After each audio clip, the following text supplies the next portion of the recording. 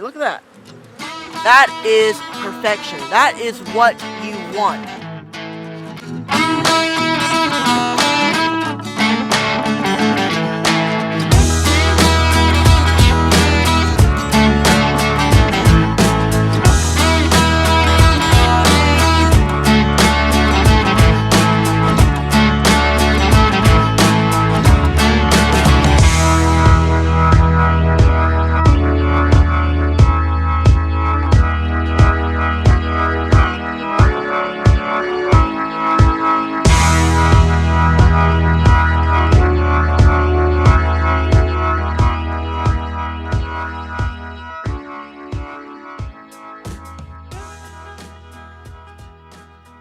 It is that time of the year, folks. It is time for spring. The 2025 season is here. So there's a lot of things that need to be done here on my bee farm. I have 4 strong colonies. They are getting ready with brood. They have a lot of eggs, larvae, a very healthy queen. All of them are really nice looking colonies. I'm excited with the way my bee yard and my bee operation is going, but there is a lot more to do in the months of March, April, May, and so on. So today I'm going to bring y'all along through this vlog, blog, however you want to call it. And we're going to be showing you a little bit of what's going on now, what I'm doing, and what I have planned for the future. Maybe we'll see some brood, get into some hives, and see if we need to feed any, because it's that time of the year to do so. So let's go on and get right into the video. Now that right there is a good sign. Whenever you see a lot of this, all these bees on the edge frame, means you got a lot of bees, a lot of honey. And look there, this is some drone frames, some drone comb that they kind of built, and I see eggs in this frame. So what I tell y'all, I knew there would be some drones in here because these big colonies, when they are healthy and when they are strong, they are gonna go berserk. They're gonna start wanting to make drones very fast and very quickly, which tells me that these bees are healthy. Which a lot of beekeepers like to say, well, whenever you have drones, that's a bad thing because they take up food, blah, blah, blah, and all that stuff. I think really this time of the year, whenever you see drones, that tells you you have a very healthy colony. At least in my opinion. Everybody has their own opinion, but... So look this up frame. This looks like a really nice frame of brood, eggs, some larvae, at least from what I can see now.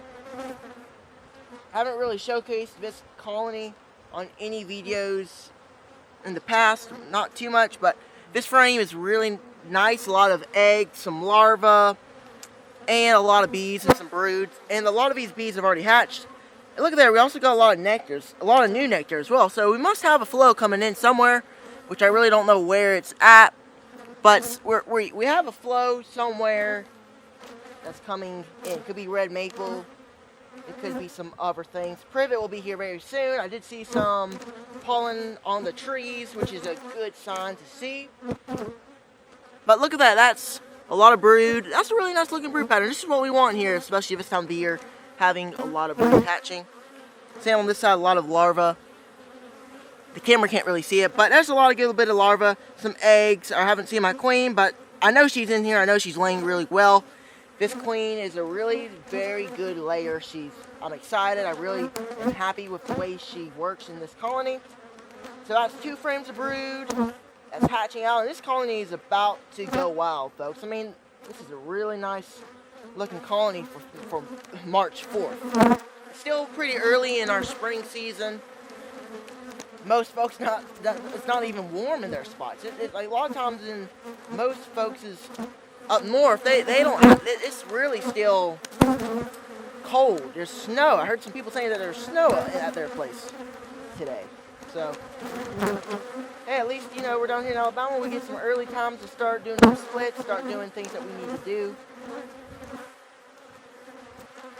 So as long as this colony stays like this and they continue doing really well, I have no doubt that this colony will make some really good splits. They'll start to swarm very soon. Once this colony gets a little more packed up, they will be on the move for swarming. So we got to watch out. That's why even this time of the year, it is really important to start watching out for swarms because folks down here are already starting to see them. Alright, here is another beautiful frame of honey. I just love that. This is what I love. Whenever I open up a frame And it's nothing but cat brood. And same for this other side. I see a little pesky little small hive beetle. Lighting isn't very good, but look at that brood. It's very good brood pattern. A lot of young bees, some nurse bees. Lots of old bees from last year. Just overall, very, very good productive colony. This is going to be a really good colony for our production. They are kind of stirred up right now. They're kind of spicy. Now this isn't as bad as some of my other colonies have been in the past. I had one time where I had a popular video where it was just so mean bees, very mad. I think they were Russian bees. Just some bees that were, you know, natural around here. Some feral bees. Man, they grew up fast. This colony's honestly kind of looking like that one. But especially when they get a little bit bigger, they start acting like this. And, you know, when they get a little bit bigger and they don't have as much resources, they can start kind of, you know, getting a little bit mad. So, not bad at all, though. I've dealt with much worse. Yep, another frame of brood. This is my 4th frame of brood that I pulled up. And this wasn't here earlier. Man, I think really last week I came in this exact hive, and there was only 3 frames of brood. But now there's like 5 or even 6 frames of brood in here already. Look at that. That is perfection. That is what you want. That is something that a beekeeper would dream to open up and have. And I'm just excited since I'm finally able to kind of talk about something and actually do a decent video coming out here and showing you guys a little bit of what's going on. That's the kind of excitement and joy I have. And I'm excited for what happens, what this colony does. It's going to be great. So, a lot of brood, some drone on the bottom there. 4 frames of cat brood, and there's probably much more than what I've seen so far. We'll go a little deeper, then we're going to go and close this colony up because they're kind of riled up how big this colony is. Here's next frame of brood and eggs. Lots of larvae, a lot of eggs. Our queen's been here very recently. Same with this side, but look at all that cat brood. That's a good amount of cat brood that I've seen. Good laying queen. This queen is a really good layer, so I mean that's very good. It's really what you could ask for. Y'all let me know in the comments if y'all would take that brood pattern because I sure would. I think any beekeeper who sees a whole bunch of frames like that would want this queen. So she's a very good healthy queen. She came from last year. She's a 2024 queen. I believe she's going to be laying it up in this colony this year. That's pretty much all we need to go. I haven't seen my queen. Sure, maybe she might have been on the frame past or she's on one of these frames. I think there's another frame brood in here as well. But there is no need to check because we already know what's going on. We know that this is a very strong colony. We know that these bees are really looking good.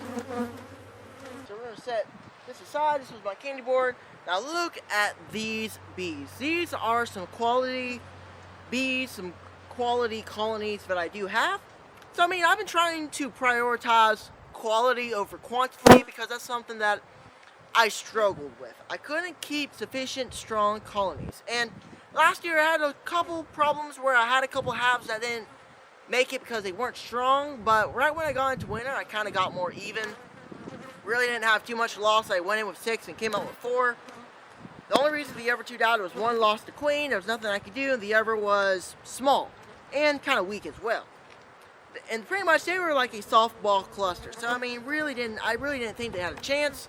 But they got almost to January, which I was honestly kind of surprised with how long they lasted because they were that small. Nothing really on this frame right here, just some bees. I mean, there's some pollen, but not a whole lot. But we're going to get into the center here and see if we got any brood in this hive. And a big thing that I'm also looking at is to see if they have some food. If I need to start doing some sugar water feeding, which probably I'm going to anyway because they're going to need it. It ain't going to hurt. Even if they have a lot of food, I could still feed. The only reason why I'm being very careful is I don't want to have a honey bound situation. But look at that. That's just some pollen. Pollen is coming into this colony. They're bringing in a boatload of this stuff right here, which is good because that will stimulate my queen, which is what I always want. I want my queen to be stimulated. I want a queen that's going to be laying a lot of eggs this time of year, because it's important to build up our colonies to as high as we can get them to start getting ready for swarm season, do some splits, expand. Got a helicopter flying over, so you're probably not going to hear me very good. I'm not using my mic because I've been having a lot of problems with my mic whenever I have it close to me. It's very bad feedback. It's terrible. This is terrible as well, but I'd rather this, y'all being able to hear the bees rather than feedback, which is much better than feedback, of course. But back to bees. Look at this. This is a very beautiful frame of bees. Another frame of bees, worker bees, a lot of drones. Look at all those big fat drones. So drones are back in town, and that's telling me swarm season's coming close as well. We're gonna be able to have mated queens. We have drones, so that's a good thing. I'm really excited because when I can see drones in my own colonies, I know that this is the time of the year where other colonies, feral colonies, will be starting to raise drones as well, which means that I'm gonna be able to start doing splits very, very soon. But I'm going to wait till swarm season. I'm going to wait till they start raising their own drones. I'm going to let the bees tell me what to do. I'm going to let them tell me what needs to happen, because the bees are really the best beekeeper there is, because they know what they want to do. I'm not going to do it until they start doing some swarm cells, because the swarm cells are the best queen cells that you can have, in my honest opinion. Okay, we're going to pull up one more frame. We're going to go on and close it out. There's a couple more frames of bees, but this is pretty much all there is to see. We have some more drones, workers, some eggs, lots of white pearl larvae, lots of beautiful larvae, brood on this side, and some eggs and larvae, and everything we want to see. I see some nectar. This colony has been much lighter on nectar recently, so this colony right here needs some food, some sugar water. So I'm gonna make it my priority before this video uploads Saturday to come in here and just put some 1 gallon feeders on. That's just what needs to happen with a good amount of these colonies. Some colonies don't need any, like that one back there, because or they're gonna get honey bound. Some colonies are gonna get honey bound, some aren't. So I'm thinking all the colonies are gonna be fed. I'm gonna feed pretty much all of them, because why not? I need to start building up. I need to start getting these bees a little bit more food. At least each colony 1 gallon of sugar water, and then our main flow should set in very, very soon. It might already be here. Privet might be already be in town. I'm not sure just yet, but kind of keep y'all updated and see where the bee yard goes. So this frame barely has anything, as you can see. This is the one right here that I'm really thinking I probably need to start doing a little bit of feeding, because they're kind of slowly starting to get going. They're just one of my smaller colonies. It's still very early for this colony. The other colony went in with like 5 frames of bees, and I really didn't do anything. And here they are doing what they do. This colony's a little bit more smaller, so they're gonna need my help a little bit to get going. Some brood booster, you name it. I think they could still grow pretty big into a single without me. They're just gonna take a little bit of time, but as you can see, we got a whole bunch of bees. Either way, we got a whole bunch of bees on this frame. We have some pollen, some nectar, and a decent amount of brood. So this colony, once the brood starts to get going, they are going to, I guarantee you, they're going to start to explode very soon. I'm just happy with the way the bees are looking. I'm happy because when I came out of winter in 2024, I only had 1 colony, and that was terrible. So this is a better feeling. Coming out with 4, went in with 6, having that better feeling, knowing that, I'll be able to, expand somewhat where I want to. Now look at that. Now that's a very good looking brood pattern. Hope you can see it. The lighting isn't the best here, but this is a very nice looking frame of brood. Lots of bees on this side. Now this side we have the same. Lots of, I see some eggs.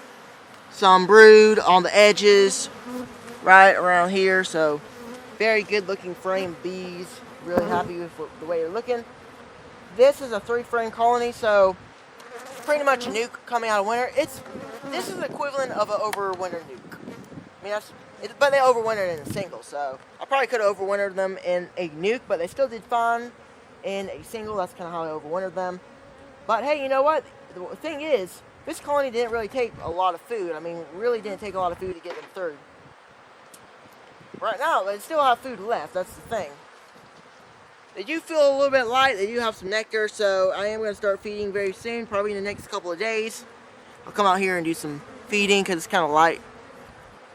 We got our queen right there on the bottom. I don't know if you can see her, but there she is, our little mated queen. Nice looking queen. She's laying it up on this frame. Looking forward to the way this colony goes, and that's pretty much where everything that we have here comes to an end. Hope y'all were able to hear me out there in the bee yard. It's very, very windy today. I didn't have a mic, so right now I do have a mic. Maybe y'all can hear me a little bit better, and it's not really doing any feedback.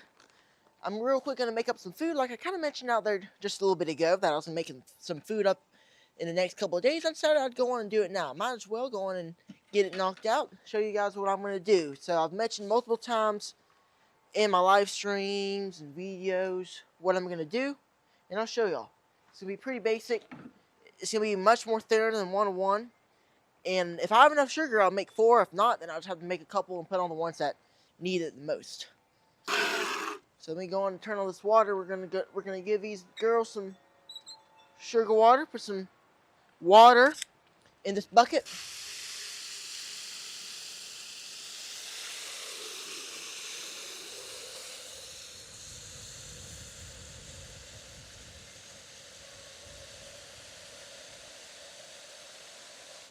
More than halfway full is where I like to put it. Then next, you're gonna have to get yourself some type of stirring stick or just a stick itself. I gotta find one over here. Here's one I always use. Whole bunch of limbs are falling down at the moment, so hopefully you're probably not gonna hear that throughout the mic. But I tell you, it's windy today. It's all of a sudden today it became windy. So a lot of the stuff out there in the bee yard, you may not be able to hear me well, but you will you'll probably be able to hear me a little bit. But we're going to put some of this brood booster in this colony. So we're going to put 15 millimeters, so right here. So it's going to be 15 brood booster right into this colony. I like this right here that I can use to gauge what I need. 15 millimeters, 30 millimeters. There's 15 millimeters right there. Let's go on and clean the stick off.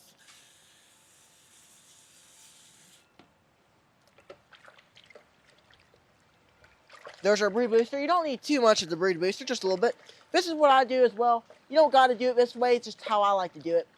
It's the main way I've always done it for last year, and it's worked really well. I also do use Apis Biologics. So it's right over here. It's very good for what I need. I just put a touch of it. I don't put a whole lot since I put brood booster and Apis Biologics in it. But, well, never mind. I'm not going to be using Apis Biologics. This stuff's starting to ferment, so I gotta get some more Apis Biologics. So today I'm just gonna be using brood booster for what I need to do. So let's go in and put some granulated sugar right in here. I'll put just a touch in here. That's probably gonna be good right there. No, I didn't really put a whole lot in there, just enough for the bees to have a little bit of light sugar water, because syrup. Nectar is much more thinner than 101, so it's okay that we do it like this. So I'm going to fill it up with just a touch more water. Have some bubbles up top. Stir it up. That's how I make my sugar syrup, my spring sugar syrup, and fall sugar syrup. This is how I always do all my sugar syrup. I mean, and the bees like it, so I mean, I always do what works for me in the past, and this always works.